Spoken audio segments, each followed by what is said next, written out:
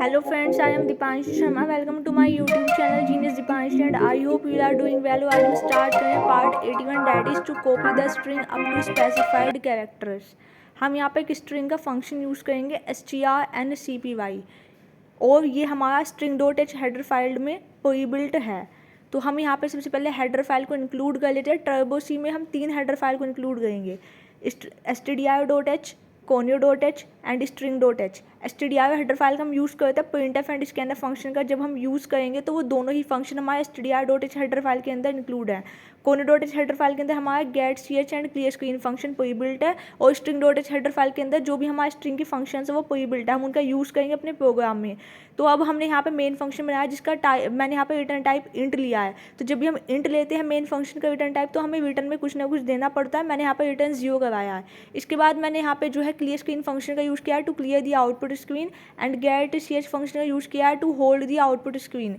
और मैंने यहाँ पे एक स्ट्रिंग बनाई है जिसका नेम मैंने यहाँ पे लिखा है src_st। इसका मीनिंग क्या है कि सोर्स स्ट्रिंग जिसका साइज़ मैंने यहाँ पे लिया है 30 और इसका मैंने डेटा टाइप लिया क्या। जब भी हम स्ट्रिंग को डिक्लेयर या इनिशलाइज करते हैं तो हम कैर डेटा टाइप की हेल्प से करते हैं और मैंने यहाँ पे इसको साइड बाय साइड इनिशलाइज भी कर दिया हेलो स्टूडेंट्स। अब हम एक सेकंड स्ट्रिंग बनाएंगे डेस्टिनेशन स्ट्रिंग, इसका साइज़ में हम 30 लेंगे।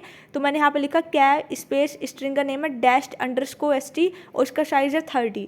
मैंने यहाँ पे इस स्ट्रिंग को डिक्लेयर करके छोड़ दी। हमारी डेस्टिनेशन स्ट्रिंग है, इसके अंदर हमें जो है सोर्स स्ट्रिंग का जो भी स्ट्रिंग है वो हमें कॉपी करनी है, बट मैं चाहती हूँ कि कंप्लीट कॉपी ना करके 5 वर्ड्स कॉपी हों।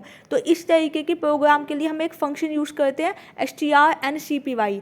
तो मैं अब यहाँ पे पहले प्रिंट करवा लेती हूँ हमारी सोर्स स्ट्रिंग। तो मैंने सोर्स स्ट्रिंग को प्रिंट करवाने के लिए %s का यूज़ किया है और मैंने यहाँ पे सोर्स स्ट्रिंग को प्रिंट करवा लिया। तो सबसे पहले आउटपुट में आ जाएगा हेलो स्टूडेंट्स, ये हमारी सोर्स स्ट्रिंग आ जाएगी।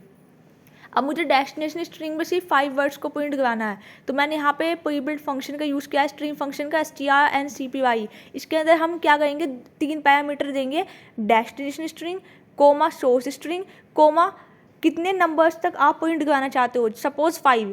तो 5 जो है हमारी सोर्स स्ट्रिंग के स्टार्टिंग के 5 नंबर्स तक की जो स्ट्रिंग है वो हमारी कॉपी होकर के डेस्टिनेशन स्ट्रिंग में और वो प्रिंट अब हम इसको प्रिंट करा देंगे प्रिंटफ फंक्शन की हेल्प से। तो यहाँ पे आउटपुट में आएगा सबसे पहले हेलो स्टूडेंट्स, क्योंकि हमने स्टार्टिंग में सोर्स स्ट्रिंग को प्रिंट करवा लिया प्रिंटफ फंक्शन की हेल्प से।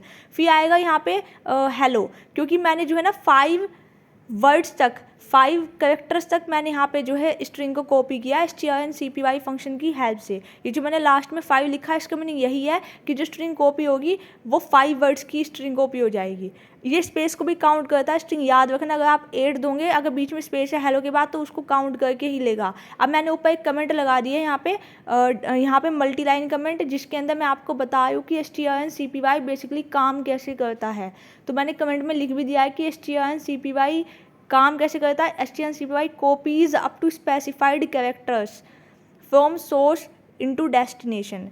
ये क्या करता है, स्पेसिफाइड कैरेक्टर्स को कॉपी करता है सोर्स टू डेस्टिनेशन। जैसे कि हमने क्या करा, सोर्स की स्ट्रिंग के कुछ कैरेक्टर्स को लिया और डेस्टिनेशन स्ट्रिंग के अंदर मैंने वहाँ पे कॉपी कर दिया with the help of strncpy function जो कि string.h हेडर फाइल के अंदर इंक्लूड है।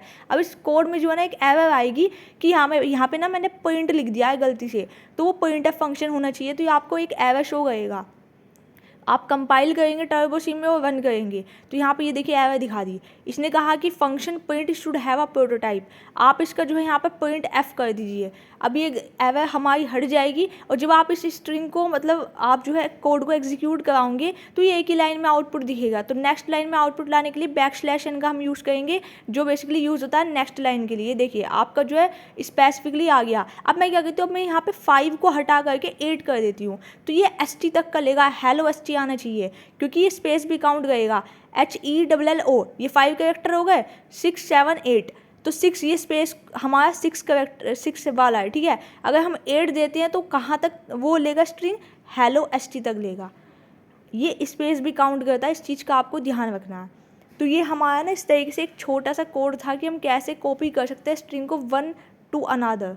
तो I hope you understand, like share and subscribe our channel genius Deepanshi and thanks for watching. If you have any doubt you can ask me any time in the comment section.